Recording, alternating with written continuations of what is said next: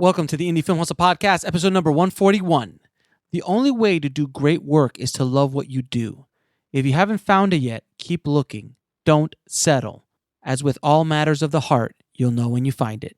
Steve Jobs. Broadcasting from the back alley in Hollywood, it's the Indie Film Hustle Podcast, where we show you how to survive and thrive as an indie filmmaker in the jungles of the film biz. And here's your host, Alex Ferrari. Welcome, my Indie Film Hustlers, to another episode of the Indie Film Hustle Podcast. I am your humble host, Alex Ferrari. Today's show is sponsored by Distribber. If you guys are trying to get your movies or feature films or even shorts onto Netflix, Hulu, Google Play, iTunes, Fandango, or any of the major streaming services, Distribber finally lets you in without having to go through a traditional distributor. And you keep 100% of all the revenues and your rights. So if you want more information, head over to indiefilmhustle.com/sellmyfilm. That's indiefilmhustle.com/sellmyfilm. The show is also sponsored by Hollywood Camera Work. If you guys are interested in learning how to direct actors and become a actor's director, Hollywood Camera Work has developed an amazing master course called Directing Actors. And it is almost 30 hours. And I've taken this course, and it is by far the most comprehensive directing actors course I have ever seen. So if you want to get access to this course, head over to hollywoodcamerawork.com and use the coupon code HUSTLE to get 30% off.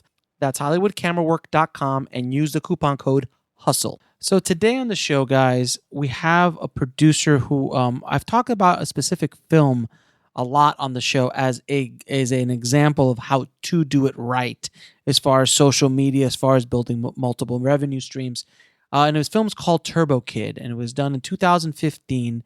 And it's a really interesting film, and how they were able to target their demographic, their audience, how they use social media, how they've created kind of like a following, a major following kind of phenomenon around this movie. It was remarkable. So I wanted to get the producer, Shakid Berenson from Epic Pictures. And Shakid and we also hung out a little bit at Sundance and talked a whole bunch about the business. In this interview, we actually... he breaks down his journeys through the business, how he's an independent producer and how he's able to build his own ecosystems without having to go outside to big studios or anything like that. So he is a production company. He develops projects, he produces them, and he also distributes them. He's all within the same ecosystem. And how he's able to do that and create different revenue streams, different revenue streams per project. And we also go deep into Turbo Kid, because I really wanted to ask a lot of questions about Turbo Kid in regards to merchandising, in regards to how he got a distributor, how he got foreign over, because Turbo Kid was everywhere, and it still is.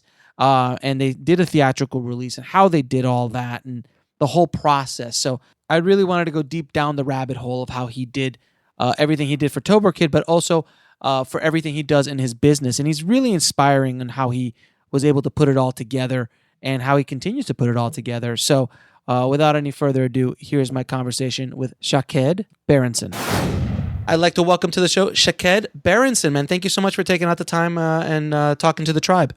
It's a pleasure to be here, and it's a perfect day because everybody's working from home today. Yes, absolutely, absolutely. So I wanted to ask you, how did you get into the business? Because this is a crazy business. I always love to ask my guests, what made you want to jump into this business? I think it's a bit non-traditional because I was, I won't say a film buff because I know real film buff and it's very different than me. I grew up in Israel, and as many of those countries, we don't get a lot of the independent movies. We basically have in theaters all the studio films, but there are people passionate about the filmmaking process, and I was playing with one of those DV camera with my friends. I'm sure everybody did the same videos in their backyard, when they're abusing the dog and the cat, and also fake James Bond missions sure. to abandoned houses and also those stuff like that. But I never really thought that it's going to be a career. I mean, I was in communication program in high school and in theater, but it was more of a hobby. And then in Israel, you have mandatory military service, and I did 4.5 years, so I was a bit older. And because I was actually born in the U.S., I always knew that I want to check out my second home after I finish my service. Mm-hmm. So I have some family here in LA, and there is a lot of good schools, between Berkeley and USC and UCLA, and great public schools. So I came here and really just coming to go to university, and I was looking for a job as a bartender. And funny enough, I couldn't find a job as a bartender, so I started to work in the movie business.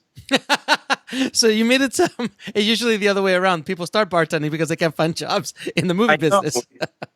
Everybody has the same reaction, but it's really true because I was new in town. I didn't have a lot of friends. I wanted to go to school. Bartending is a great job. You meet a lot of people.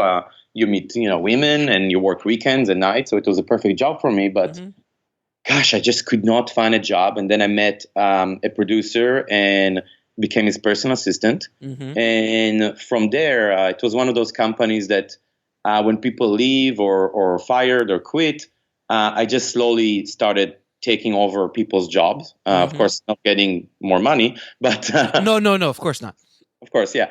But very quickly, I started to do development. I started to do marketing. I started to do delivery and servicing. That is probably something that most people don't even know too much about because it's not something you learn in film school.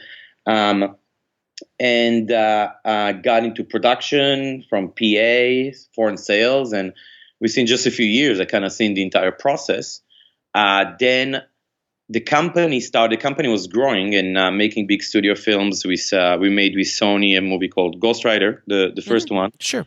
And but the company started as independent film, and Patrick Ewald, who's now my business partner, he was VP of production, and he convinced the owner, because he's a big genre fan, to start a division to do genre films. And of course, because I'm the guy that always get more jobs, I was assigned to also work with him on that. So first movie, let me think. The first movie we did was Blood River with director Adam Mason, and which we end up selling to Weinstein Company. Then we made with the same director a film called The Devil's Chair that got into the Toronto Midnight section, which was a baby at the time and was growing. But the movie ended up with Sony for worldwide. So we were developing and making our own movies, getting them financed, selling them, and getting them distributed internationally. And at some point, we just decided to branch off and start our own company. Nice. Now you have produced a lot of genre films. Is there something that draws you to those kind of stories? Maybe it's not a good answer, but I like the process more than I'm a big fan of almost every genre. It's not in particular horror or action or anything like that. If anything, sci-fi probably would be more of my interest. But I just like the process. For me, what really exciting about filmmaking, that again, my starting the business was kind of non-traditional, and also probably my motivation is not as traditional, but I like the fact that, you and I can be on the podcast right now and just come up with an idea for a film, hire a writer. A few months later, we're going to have 50 people working on set, creating all these jobs. Then the movie goes into post-production. Maybe there is computer graphics company in India or Korea or Canada or I don't know what, and we're creating jobs for another 50 or 100 people. Then we sell it internationally. Every country has people working, if it's in the theaters, dubbing, marketing. I mean, it's just amazing to me how you can have a beer and come up with an idea and end up having a refill effect and create so many jobs for so many people around the world. So for me, that's really the exciting part. That's a great answer. That's actually a great answer. I've never had someone answer like that before. It's great because you're looking at it as a more holistic avenue, as opposed to just looking 5 feet in front of you. You're looking at the whole journey. Fortunate to have the opportunity to really work in all those stages, and now Epic is basically an independent studio. We do everything from buying IPs or coming up with our own ideas and doing the development, getting the financing, doing the physical production. We do foreign sales, so we place the films in every country.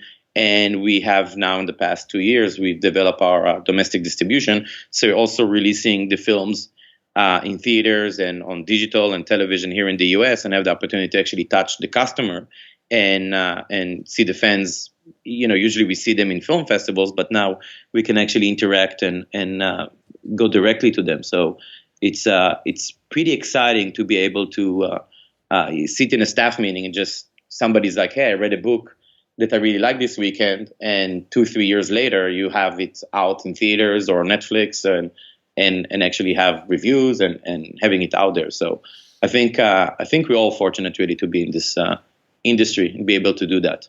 Now, you brought up a little bit about distribution, and considering that the world has changed dramatically since when you first got into the business, as far as distribution and pre-sales and foreign sales and all of that stuff, the world has changed so much. What is your outlook on how things are going today in distribution and getting your films out there, and what do you guys do specifically?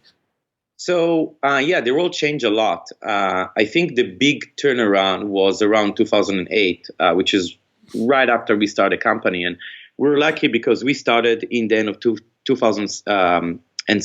And, with the economic crash and everything, we're just 2.5 people in a living room. So we were able to weather the bad times. But, I do remember and have reports from the good old days when home video was king.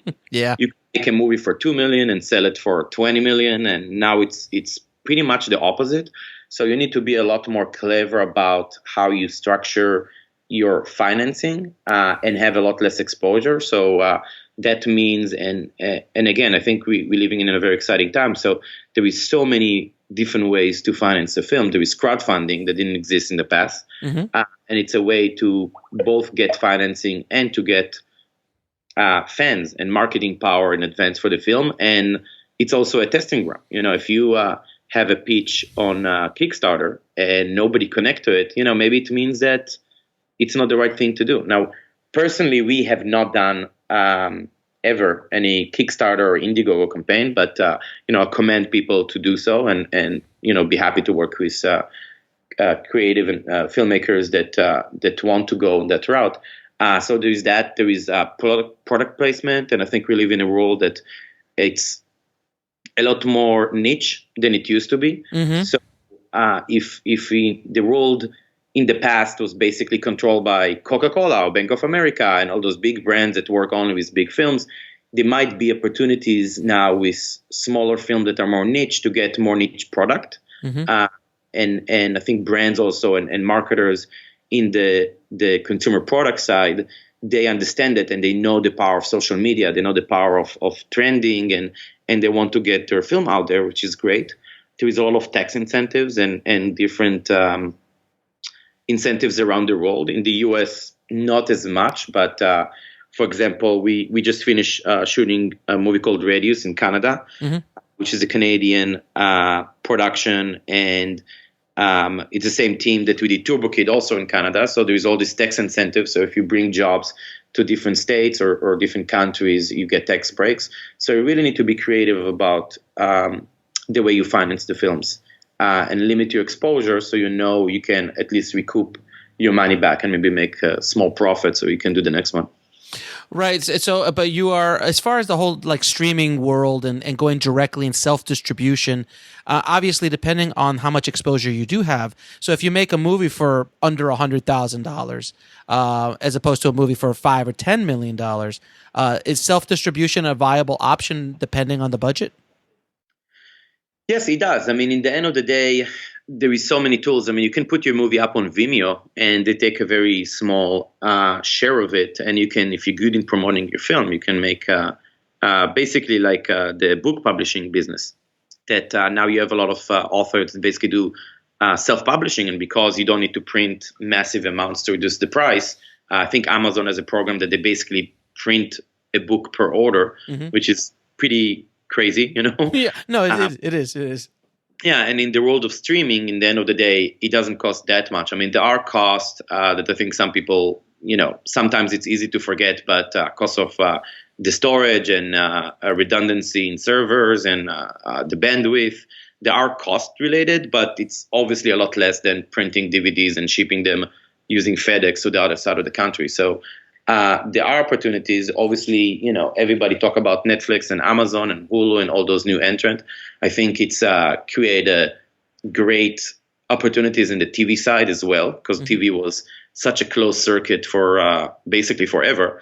And now, almost anyone can create a show and pitch it to those non-traditional platforms and get shows financed, which I think it's amazing.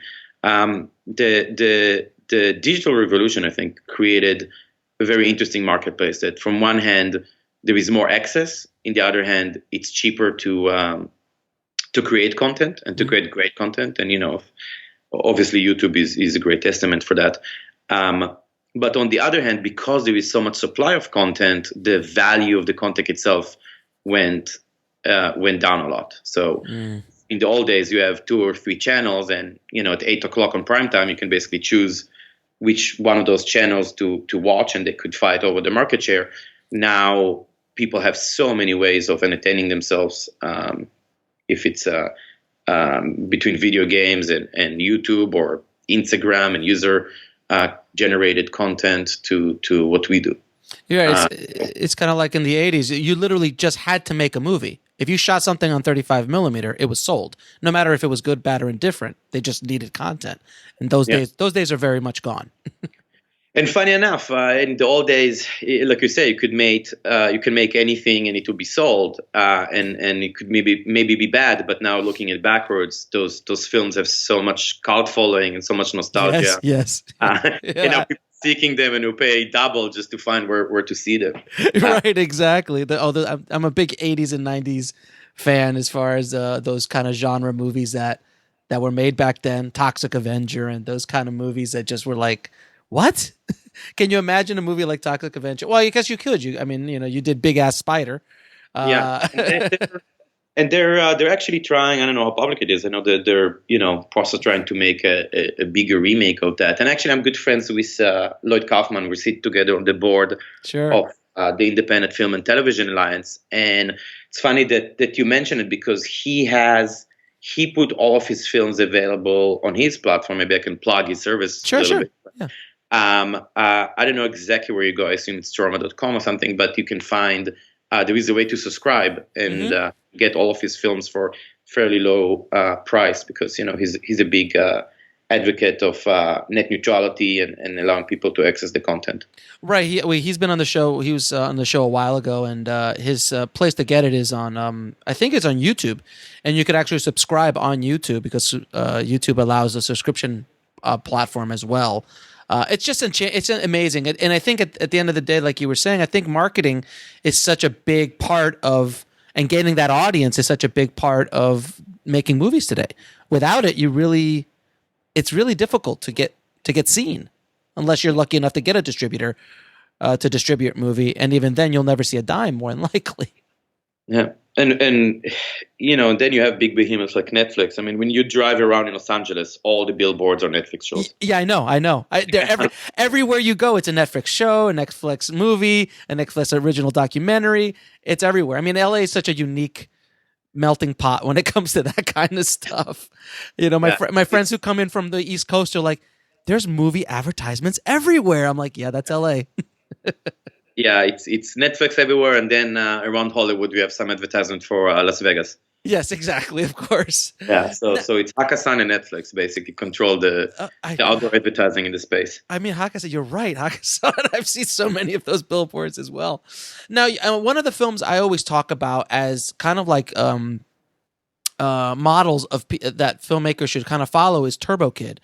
I kind of studied a little bit about how they were able to do their stuff, but can you share a little bit about, first of all, how you got involved with Turbo Kid, and then how, if it was either you or your partners or the filmmakers, were able to kind of get into that audience, distribute, what was the distribution plan, all that, marketing plan, all that stuff. But first and foremost, how did you get involved with Turbo Kid?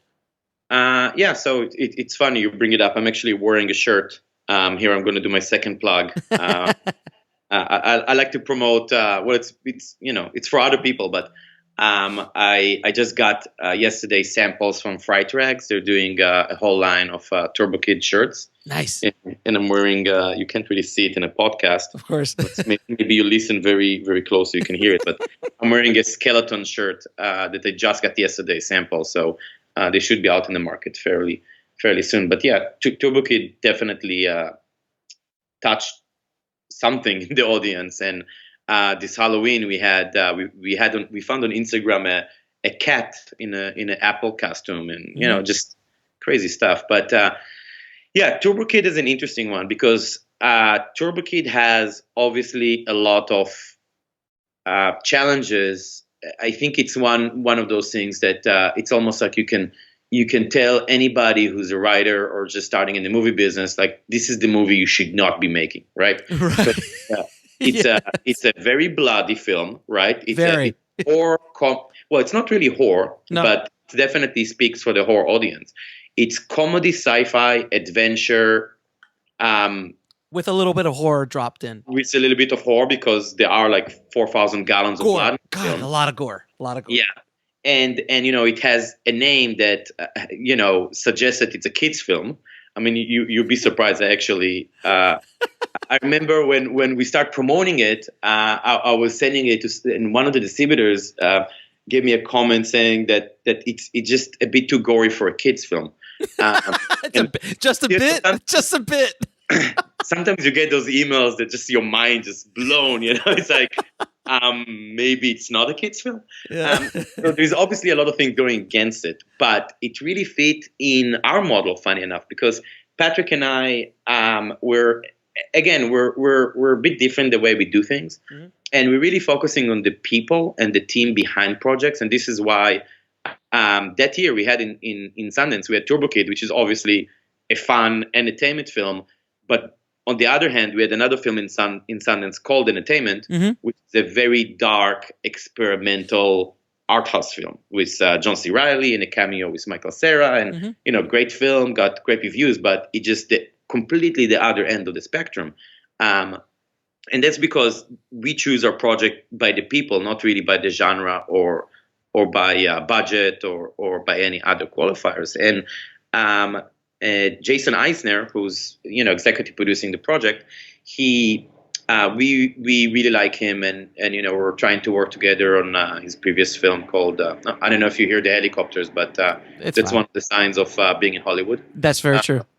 Yeah, so we really like what Jason Eisner does. We really like his Hobo with a Shotgun. We knew we wanted to work with him. We have been talking with Ann Timpson, who's did ABCs of Death, which is very close to what we do. We actually had a film called VHS. It was also a horror anthology. Then I wasn't there, but Patrick met Anne-Marie, the Canadian producer, the person who kind of ran the show in Frontiers, which is a co-production market, and really fell in love with Anne-Marie. I mean, she just, some people you can just have a 10, 15 minutes conversation and you just say, like, whatever you do, we're on board, So Patrick came back, all those kind of stars aligned. The directors, they're just amazing. They're again, it just, you fall in love with them for the first minute. And then I read the script and I go, this doesn't make sense at all. So let's do it. And I think it's one of those projects that really like nobody would ever put any financing in, but we're really the company. We wrote a check to get the project done. It was a New Zealand and Canadian co-production, so right. There was a lot of subsidies and tax credits coming from Canada and from New Zealand through Ann Timpson and Tim Riley from that side. So it was really a great team. I mean, I know it's kind of. I don't like to use this, the word visionary, but it really is like a group of people that kind of come together and it's like, okay, this doesn't make sense, but somehow we see that this will be great, and it's one of those films that I got the rough cut, and I'm watching it and it's like, well, no comments, just, have them do what they do best. And funny enough, even after the movie screened in Sundance and got great reviews, I mean, the critics, they loved it. We got, great reviews, and the fans were tweeting about it and, coming to us in the street. We actually had Skeletron and Monroe and walking around the street and everybody coming to. Even then, not a lot of distributors actually showed interest just because the mixed genre. When you go to iTunes, you go to action, you want to have an action movie. You go to horror, you want to have a straightforward horror movie. You go to sci-fi, you have It's an odd movie. There's no question about it. It is definitely an odd movie that sticks out. It's not something that sticks into a little box. Yeah, so I think a lot of distributors, the way they look at something like that, or financiers, they look like, where would I put it? In which bucket it falls into, and I think that's, if you look at the slate of the films that Patrick and I do, or we do pick up some movies, but that's maybe a longer discussion. But even Biggest Spider, what is Biggest Spider? It's a comedy, action, sci-fi, adventure monster kind of movie, thing. It's we like the fact that that the films are cross genre and a bit quirky and a bit out of the box. And when people say, like, well, where would you put it? How do you where do you place it? Well, we knows, the people decide. It's not which bracket it is in your subgenre on iTunes or Netflix. It's if people like a film and they like the storytelling, they like the vision behind it, they will connect with the content. Now, did you or the directors or the producers, how did you guys start activating that audience? Because it has a very rabid fan base. So how did you get that fan base, and how did you nurture that fan base? So we were very lucky in a sense that we premiered the film in Sundance, and then it played in South by Southwest and won the Audience Award over that. And I think, I can open my Excel sheet. I can't even count the numbers of festival we played, but we played every major and medium-sized and small festival in the world. And everywhere we got great responses. We made sure to be there or have presence and have people know where to go to sign up for the Turbo Kid fan newsletter, or to follow us on if it's a Facebook or a Twitter. We try to keep in touch with people through all those outlets. And when the movie came out, we just had this army of people that they just were advocating for it. I mean, you can see the conversation. People say, like, "Oh, Netflix is Turbo Kids on Netflix. You have to see it." It's the people were really the ones that promoted it. We put it up on I think it was 67 theaters at the time when we premiered it, and we put it on VOD as well simultaneously, so it's available for everyone. And yeah, it really connected.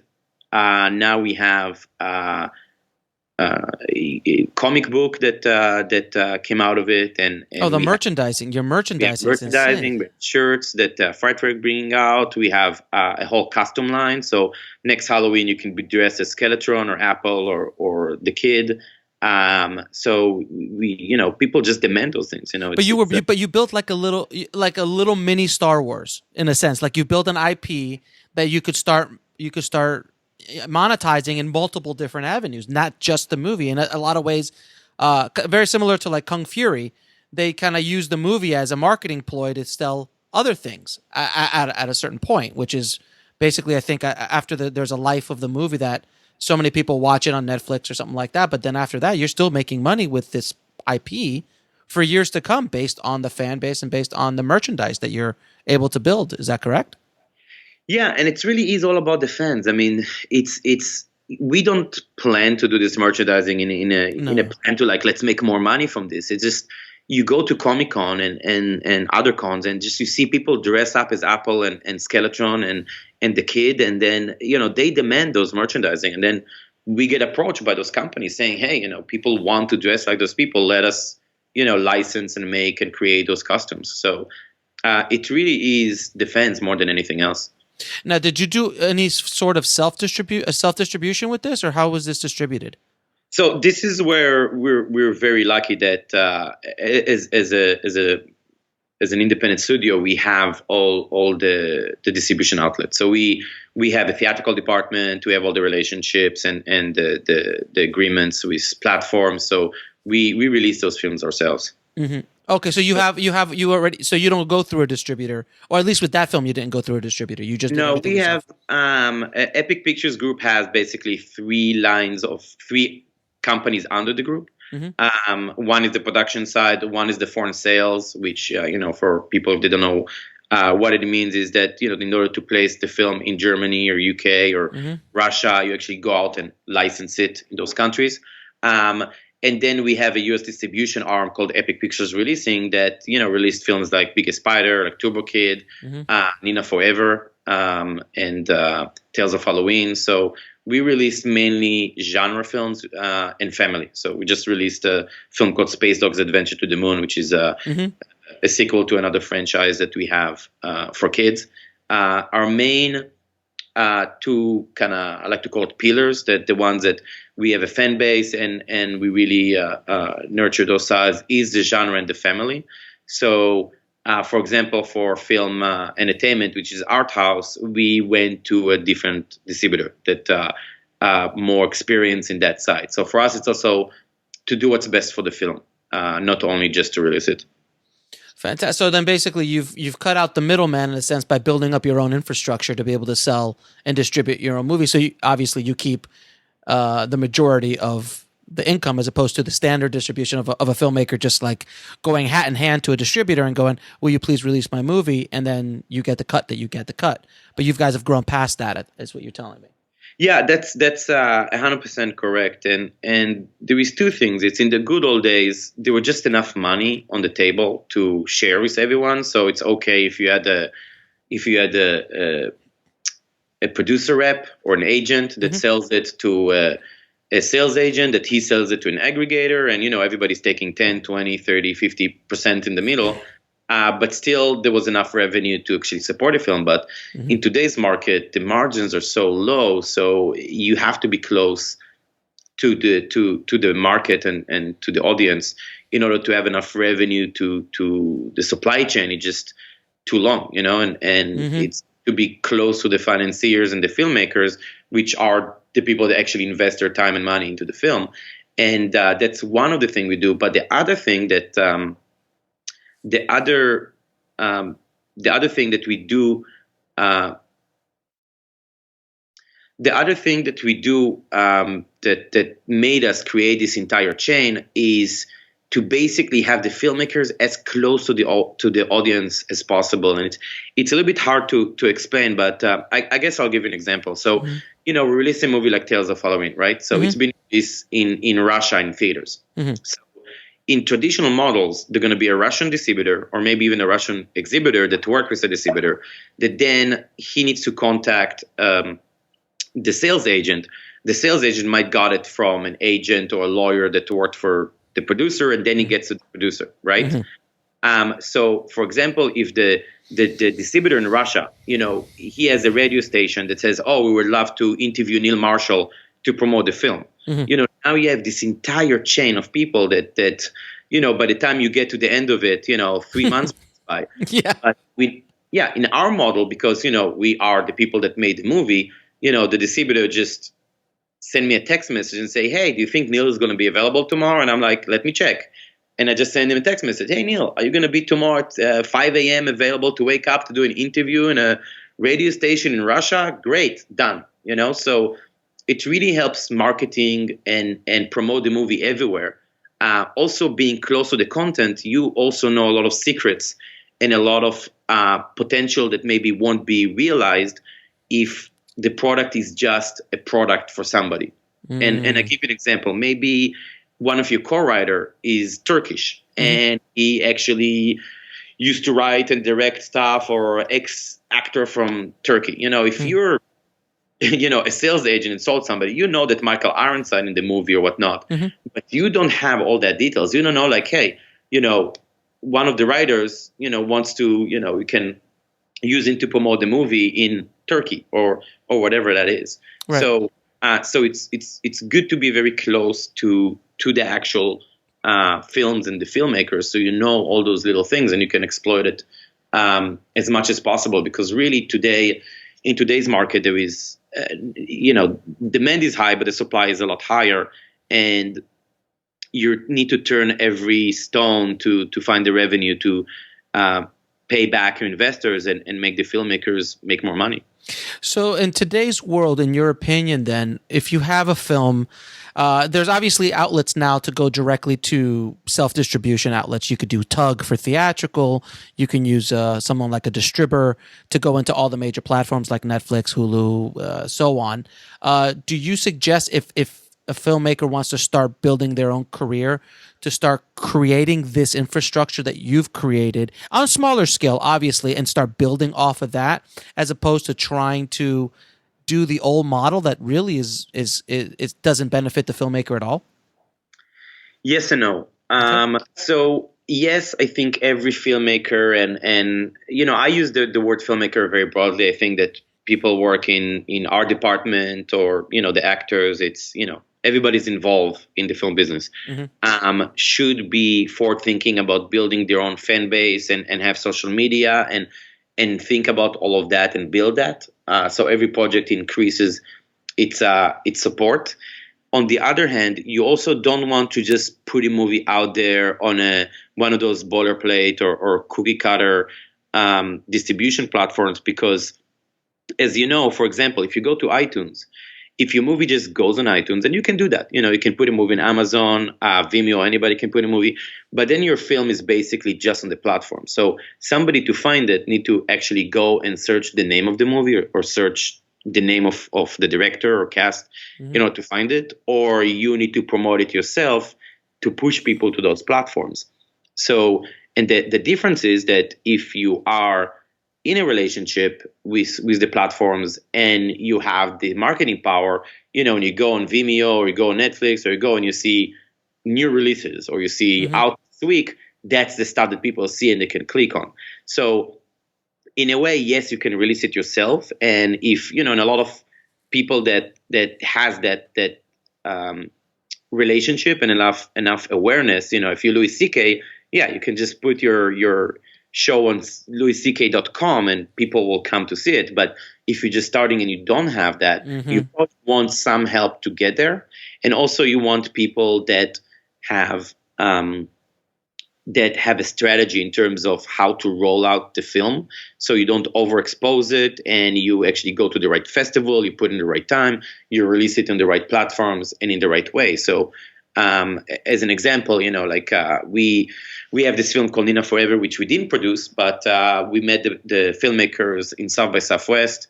We sponsor a dinner there for the midnight section filmmakers, and we met them there. We end up going and drinking with the directors were there and the producers and a couple of cast members, and we hanged out with them. We already liked them as people.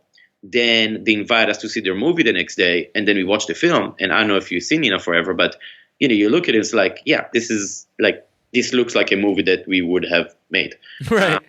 And it's basically a romance, but it's talks to the horror people. So it's for people who don't know what it is. It's the story is a guy that his girlfriend died in a car accident, but then every time he has sex, she kind of comes back to life. So yes. Now, not traditional horror. I mean, she's not like a zombie running around trying to kill his new girlfriend. It's a lot more about relationship, and it's really an allegory about letting go of previous and past relationships. Yeah. But obviously, you have a dead girl that is bloodied coming out of the bed. It will speak for the horror audience. Yes. So, for example, this film we released on Valentine's Day as the genre alternative date night, and we worked with theaters to give a glass of champagne with the movie ticket.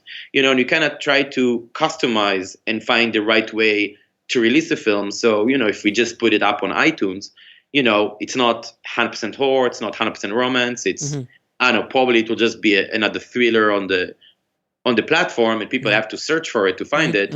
You probably get no traction at all. But using the festivals and using, clever marketing strategies, you can find the audience. So, go ahead.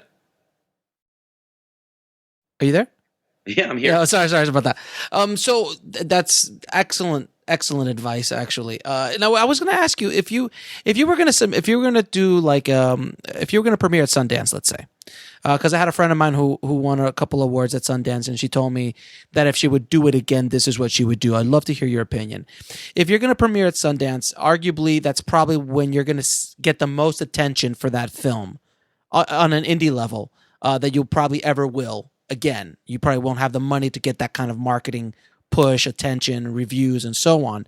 She told me that if she would do it again, she would premiere at Sundance and for a week have the movie available on a VHX or a Vimeo for download, for viewing, just for a week, like exclusive, so she can kind of monetize that attention. Is that a good plan, or what would your advice be? So I'm so glad you brought it up, because this is exactly where the traditional way of doing things kind of don't really work. So what happens is you're a filmmaker, you make your second or third movie, whatever, it's great, you submit to Sundance. I don't know how, but you got in, right? Right. The moment the movie is in Sundance and they announce it, you're going to get a phone call from everybody in town, right? And what's happened is that usually at that point, the filmmakers either being convinced or they're just overwhelmed, so they hire an agent or a lawyer or somebody to sell it at Sundance, right? So what happens is you use the 15 minutes in the limelight in Sundance to sell to the guy that's going to be selling it, right? So you have, your movie now, like your friend said, your movie now has all your attention, and you're just sending now to the guy who's going to be selling it, that he's going to be selling it. And again, you kind of that hole that your movie is going to be released a year later, right? And you kind of lost all this clout. And also, we all know that in Sundance, you have a handful of movies that have bidding wars for, $10 million, but there is another 395 movies that people forget about them, 2 days after the release, 2 days after the premiere. Sure. So, and there's not a lot of articles about what happened with those films, right? So, my advice would be, which your friend is 100% correct, but I would do it differently. We always advise people, get somebody on board early, because first of all, somebody like us or, companies similar to us, first of all, we can help you get into Sundance. We can help you get into the right festival. We can help you submit all this stuff, so you don't need to learn all this thing on your own. And I'm sure that a lot of listeners go on Google and say, how to submit to film festivals, or give a list of the top film festivals in Europe. We have a person in our company that's what she does for a living. She's in constant contact with all those festivals, and know what they're looking for, know when the submission dates, know how to do it. So get in early with somebody that can help you with that strategy. And when the movie is actually out, get its premiere, have a plan how you're going to release it. You either put it in Sundance and then a week later it's on Netflix, or a month later it's in theaters, or you're planning, for example, like Turbo Kid, to premiere in Sundance, and then you have a whole plan in putting it in other festivals for the next 6 months before it's released. But at least have a plan, so you don't have somebody who's just selling it to the guy that just 2 months after Sundance going to start thinking, okay, what is this movie and what are we going to do with it? And how we're going to sell it. Exactly. Yeah, that's what she told me. She's like, yeah, you get basically 9 months later or a year later, they release it.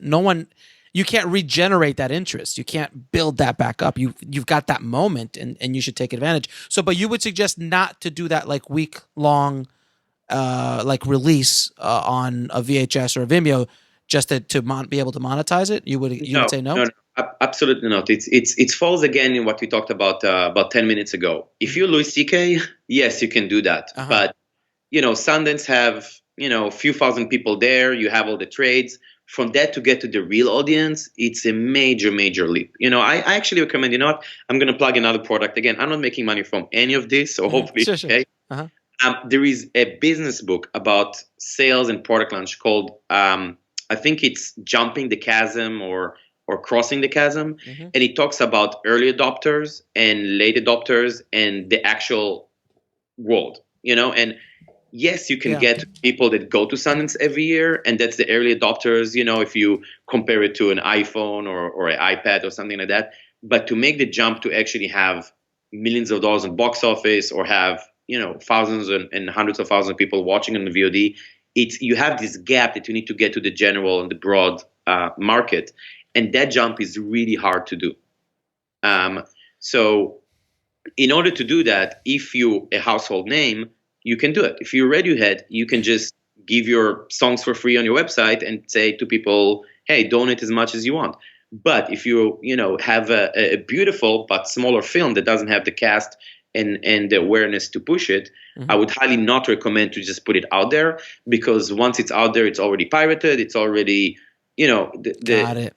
Other people will not want to touch it, So don't make those decisions, I think, without actually having a strategy. What I do recommend is talk with people early, And this is the biggest challenge. And I know that because we're filmmakers. We know how it is to get a movie into South by and have all the phone calls. Don't get caught up with it, because people are like, oh my God, we're going to make Focus Features, going to come in and you're going to buy the movie millions for dollars. And it's like, don't get caught up with it too much, because you can still do it, right? You can still actually go out to Focus Features before and say, hey, this is going to be playing in Sundance. Let's talk early. Or have a plan and know that you can change it. You can still have a good strategy and then say, listen, we're going to screen in Sundance. If Focus Feature is going to come and buy us for millions of dollars, then that's going to change into that plan. But don't come thinking, okay, this is what's going to happen, and I really don't have a fallback plan. Got it. So it's all about strategy. A lot of it's just strategy and just thinking about the long game. It's all about the strategy. It's all about talking with people that actually care early. I mean, we talk with a lot of people with films that are not even, fall or will be an epic movies, but be happy to give advice.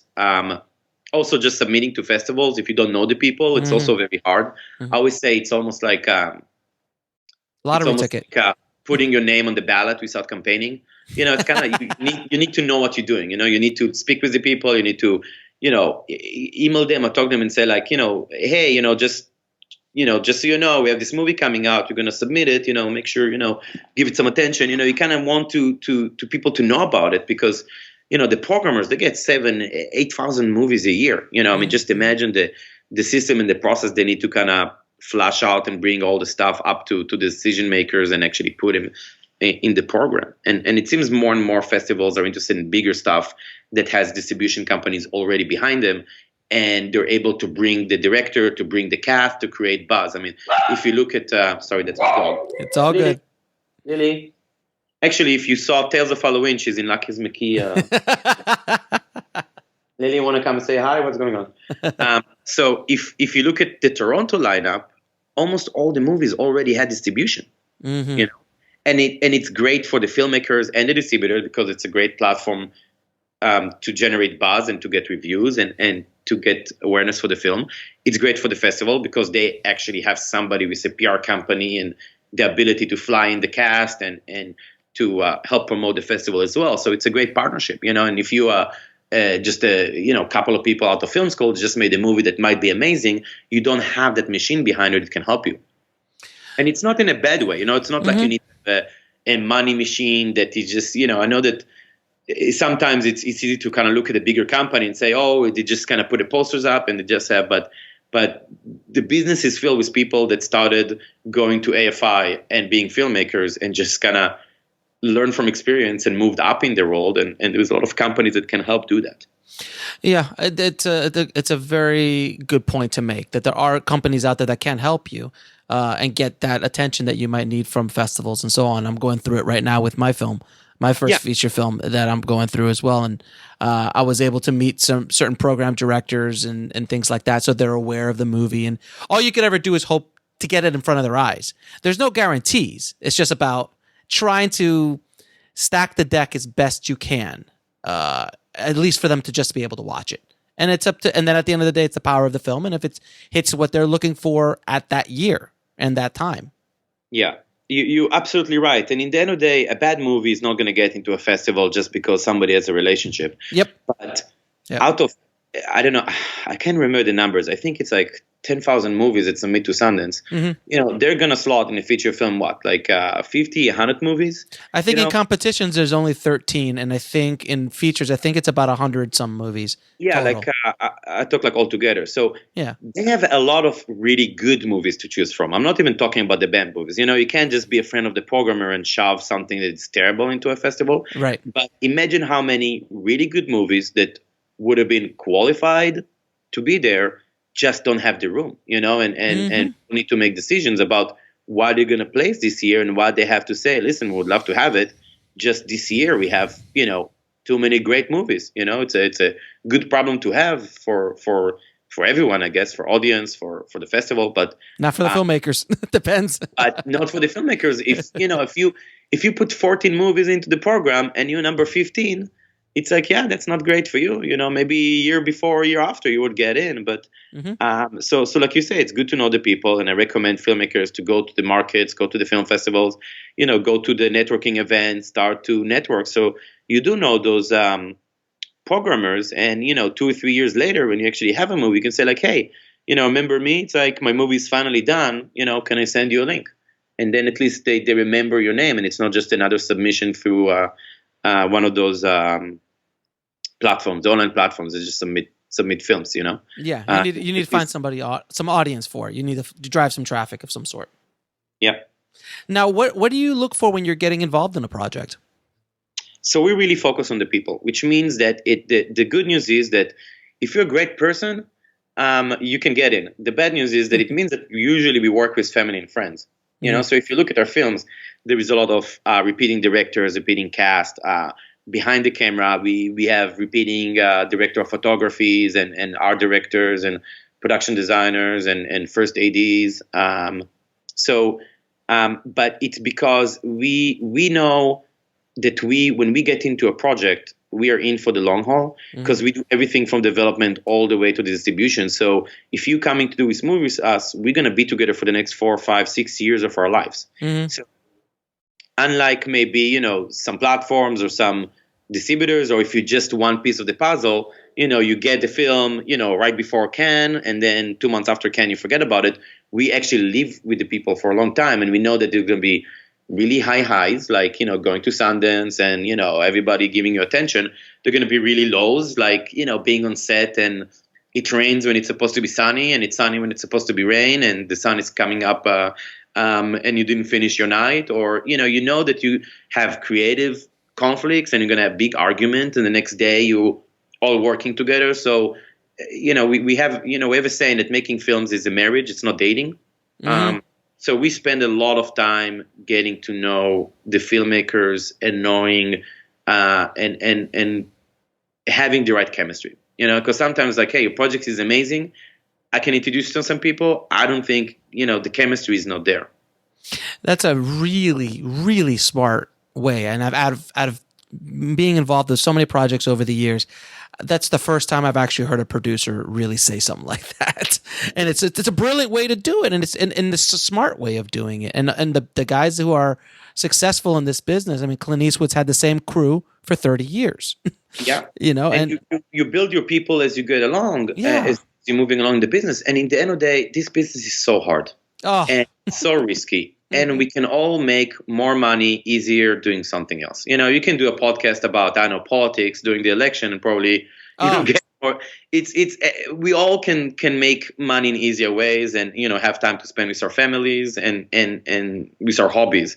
But we're in this business because we love it and we want to be in it. And you need to know that you have your friends along for the ride. Now, what advice would you give a filmmaker just starting out in the business? That's hard. It's easier. Some things, like, there is no right answers. There is wrong answers, but there is no right answers. If you're just starting in the business, is first of all getting to know the business. I think that there is this. I guess it's an escape. If you go to film school as in a writer director program, and you just like, I'm just going to close myself in a room or in a coffee shop and just write, but you don't really learn a lot from that.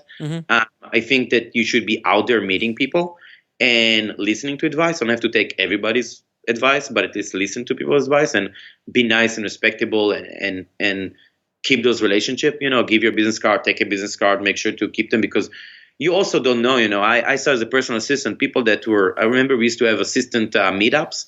Those people are now agents and people in high positions. So sometimes it's also, just take time, to be there and to be friendly and make those friendships.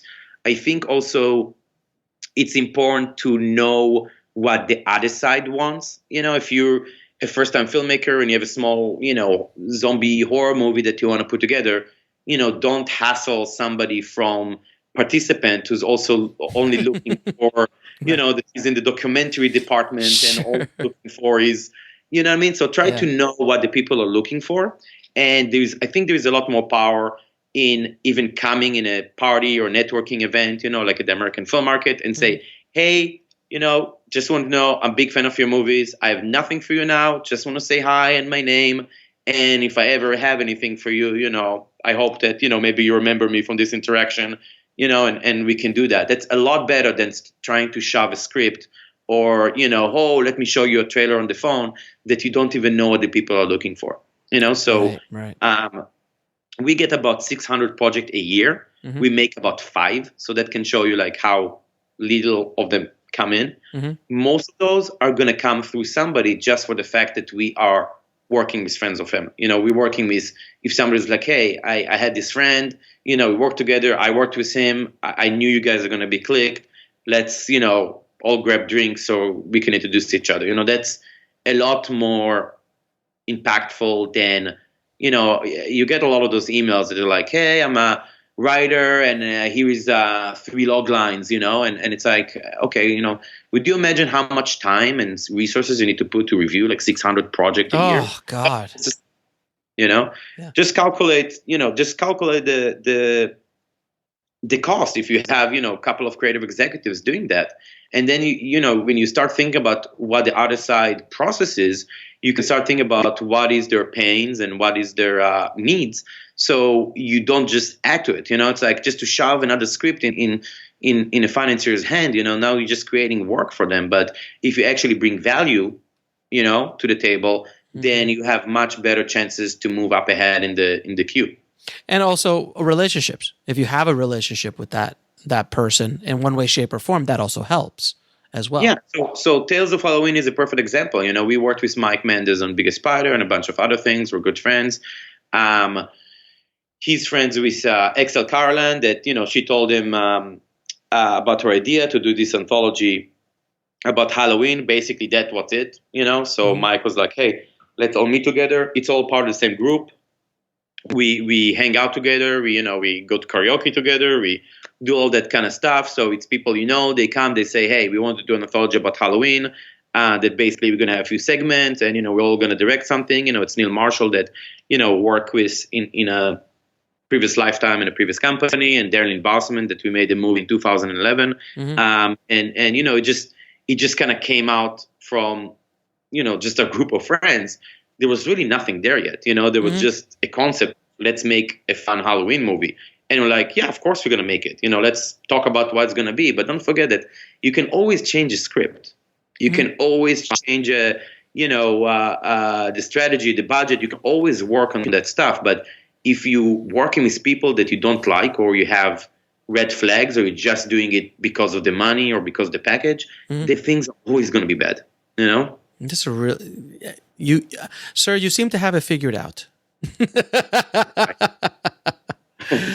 You try. You speak very wise words, Yoda. You do, sir. They're very, very wise words, and I like to, and I love the way that you're very straightforward and honest and real about your answers, and that's what I try to talk about on the podcast all the time, because it is a tough business. It's an extremely brutal business, and you got it. A lot of people sugarcoat it or kind of tell half truths and stuff, and I always try to tell it as straight as it can be. And I appreciate you doing the same. Yeah. And there is a challenge in the business, because, a lot of people that they work for somebody, they work in bigger companies, and, there is a lot of maybes in the business, because nobody wants to pass on Forrest Gump and nobody wants to greenlit something going to lose their company a lot of time. Mm-hmm. So you speak with filmmakers and lots like, oh, this company is interested and this company is interested and this company is interested. But here's the honest truth. If somebody really wants something, he says, don't talk to anybody. I'm going to call my boss. I'm going to bring him today. I'm going to bring him tomorrow. Let's make it happen. Mm-hmm. All of like, sounds great. Send me, the next draft. Sounds great. Let me know when there's updates. That basically means nothing, and get people excited and get them maybe lose other opportunities because they think that there's opportunities out there that they can reach to. But I mean, you've been in the business, it's 90% of the time there is nothing there because people don't really say no. It's like I appreciate somebody say, no, this is not for us. I like you. Let me know next time if you have something that more fits what we want. That would be very refreshing if that was what the answers were in these meetings. But generally, you're right. No one likes to say no. It's the nicest FUs in the entire world. No one says FU better than Hollywood people. I mean, if you go to New York, they'll tell you, hey, man, screw off, but Yeah, but again, it's all about, instead of taking a position of kind of being mad about it, Yeah. it's just trying to understand the other side. If somebody Mhm. is a creative executive, started working in a company 3 months ago, he's still learning the ropes in his own company. You know what I mean? It's not bad if you sit in a meeting and somebody says like, sounds great, send me the next thing. Just like, okay, well, can you please let me know what is the process on your side? What do you think are the chances? Just you can ask questions and get kind of to the bottom of it. And I think the other side will appreciate it too. And you can say like, listen, I know I don't want to pass on it because I like it, but to be honest, I don't know if that's going to be the thing. So let's keep in touch. But, if you have opportunities, go somewhere else, I think if people talk to each other like people, you can get down to the business, Right. You could get a lot farther if people just talk like human beings as opposed to robots here in Hollywood. Yeah, just look at, two 8-year-olds playing in the playground. And it's like, if everybody interacted God. like that, then everybody would be happier and more efficient and make more money and could create more stuff, Absolutely. Now, I always ask the same last two questions to all my guests. What is the lesson that took you the longest to learn in the film business or in life? That's a big question. So, in the film business, is if there are any red flags, walk away, because there is other ways to do things. Mm-hmm. Because a lot of time you have like, well, this project, we love it. The director is kind of egomaniac, but it's good cast. Something. Just don't do that. Yes. Just don't do a small movie with no cast, then doing a movie with B cast, but Big the problems. financiers wants his daughter or girlfriend in the movie as the lead, or any one of those things. It's like, forget about it. It's like, I rather. I can go work in a bank or whatever. I can Uber, Yeah, I can Uber. You can always Uber. You can always Uber, right? I mean, for now, soon enough. The cars will start driving themselves. Yes. So for now you can always Uber, but they're going to be, for smart creative people, there's always going to be something that they can do, Mm-hmm. So that's that. In life, I think, that's a big question. I think that, somebody, I don't even remember who told me. Somebody told me, or I read it. It kind of sounds like one of those Facebook, inspirational bullshit quotes. Yeah. It says, if you do today what you did yesterday, tomorrow is going to look exactly like today, which kind of sounds good, but basically means that you kind of need to make the change, Mm-hmm. And a lot of it comes because I know a lot of like writers or actors, they ask me for advice, like, what should they do? And I'm saying like, well, try to create your own opportunities. Especially if you're an actor, there is so many opportunities. You can just grab another two friends, take an iPhone and shoot a funny skit on YouTube. Like, you can do stuff today, it's not that expensive. Mm-hmm. And also treat it like a business, because it is, we're all lucky to basically work in our hobby. And some people think that, you try to do it as a career. You need to put at least the time that everybody else does. If you work in a factory, you would at least work from 9 to 5.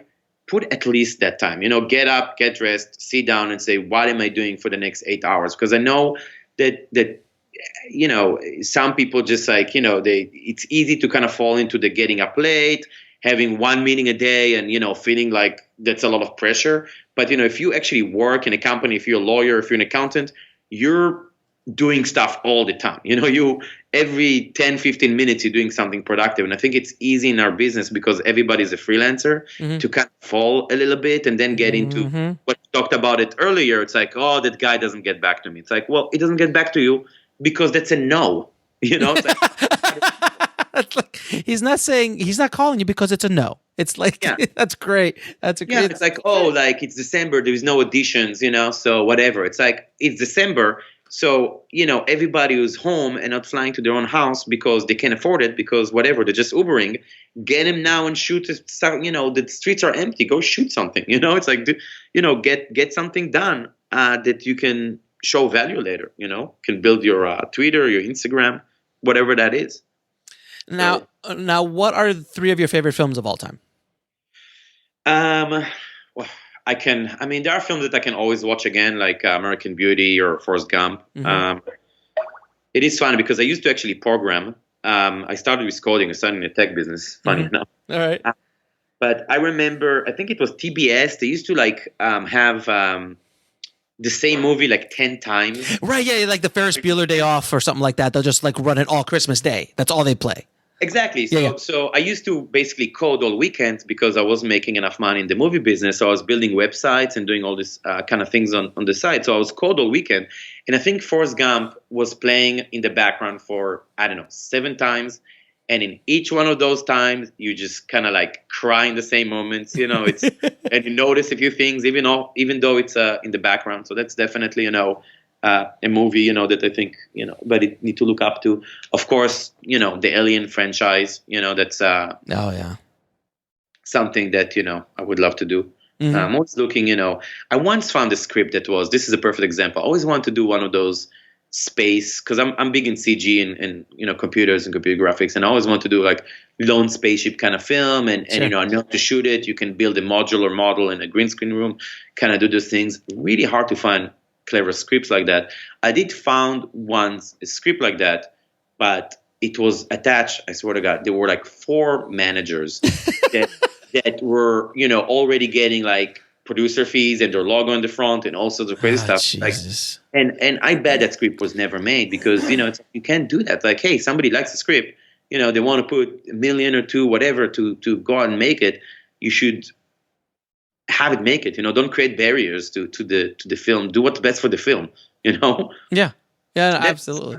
That's another big lesson. We didn't talk about it, but a lot of what we're doing in our company is the movie need to be the most important thing. So everybody's interests need to be aligned with the film, mm-hmm. which is very hard when there is a lot of other factors and other companies involved that have conflicting interests. And for an example, this is why we do worldwide distribution. We do the US distribution, and we also do foreign sales because, the US distributor, for example, right after Sundance, probably want to go out quickly, right? Because you still have Sure. the buzz, reviews, Mm-hmm. and everything. But on the foreign side, if you talk with the big companies, they have their schedule 12, 18 months in advance. They need to dub it to German. They need to, do their thing. So, obviously the US want to release it quickly, but then, a movie like Turbo Kid or VHS will be pirate everywhere. And then you lose everything on the foreign side, and everybody need to be aligned and working together.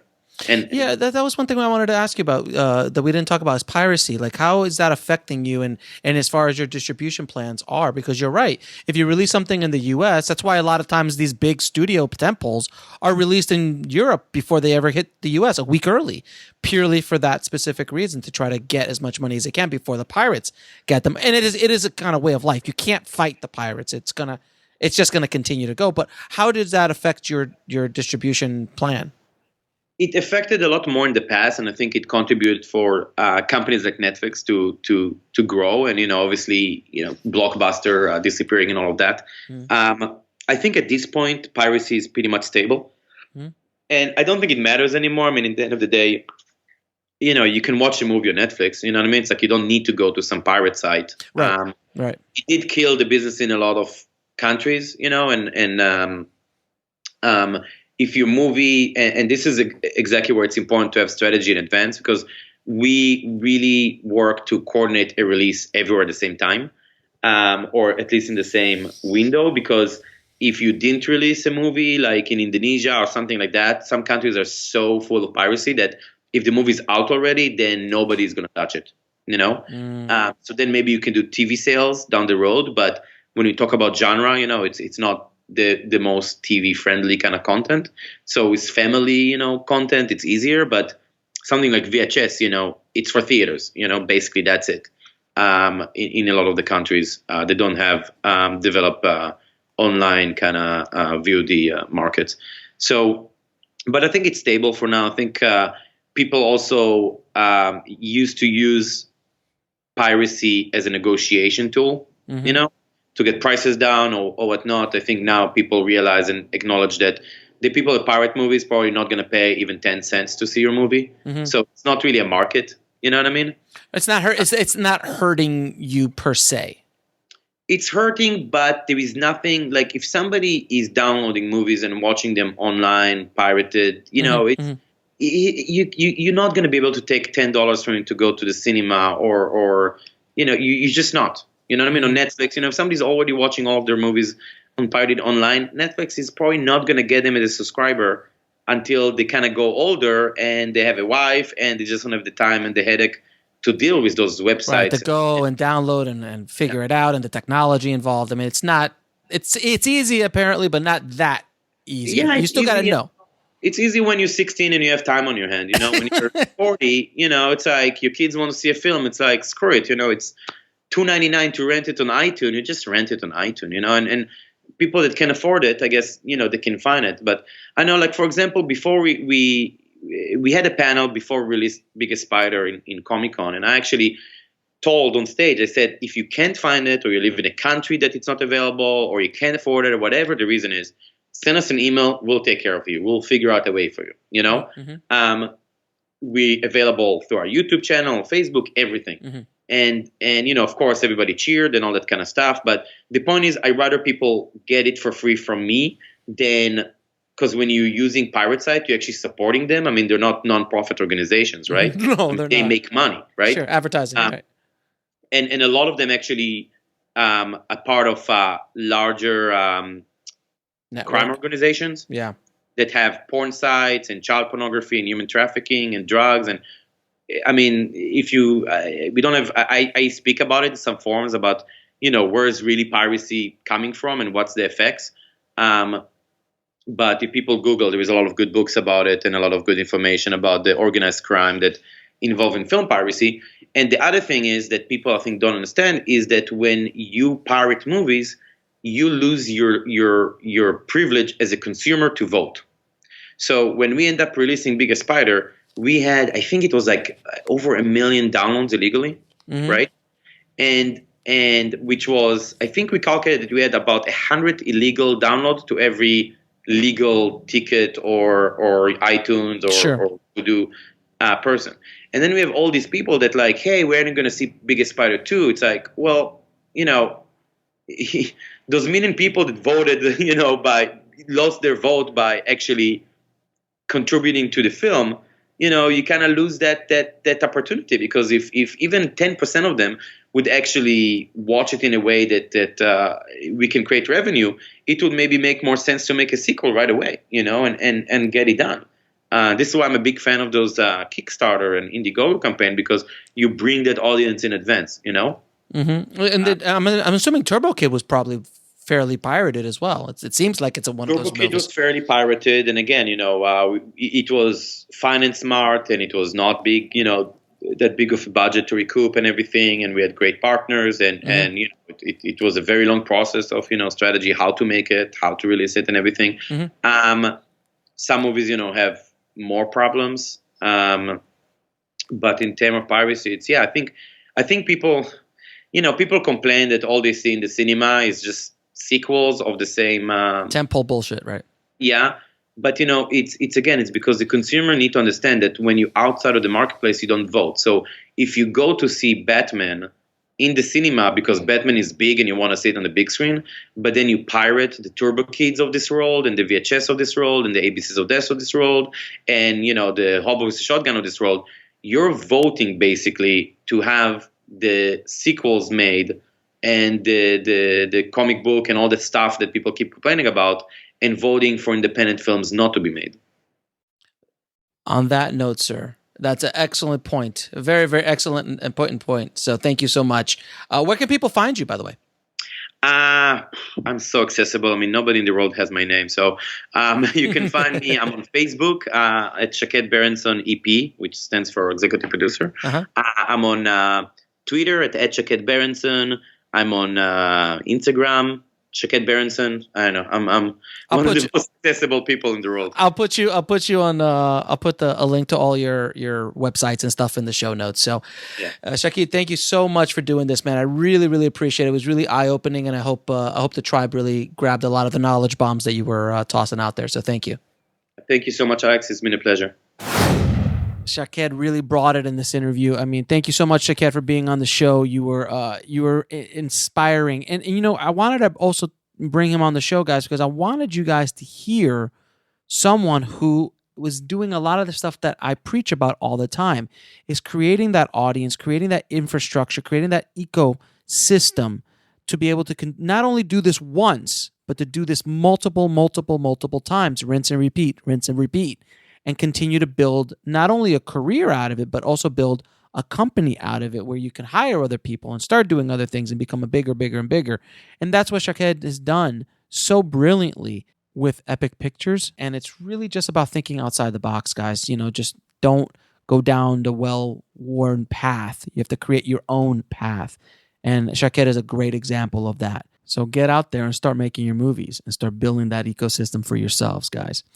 If you want to get links to anything we talked about in the show, just head over to indiefilmhustle.com/141 for the show notes of this episode. And don't forget to head over to freefilmbook.com. That's freefilmbook.com to download your free filmmaking audiobook from Audible. And as always, keep that hustle going, keep that dream alive, and I'll talk to you soon. Thanks for listening to the Indie Film Hustle podcast at indiefilmhustle.com. That's INDIEFILMHUSTLE.com.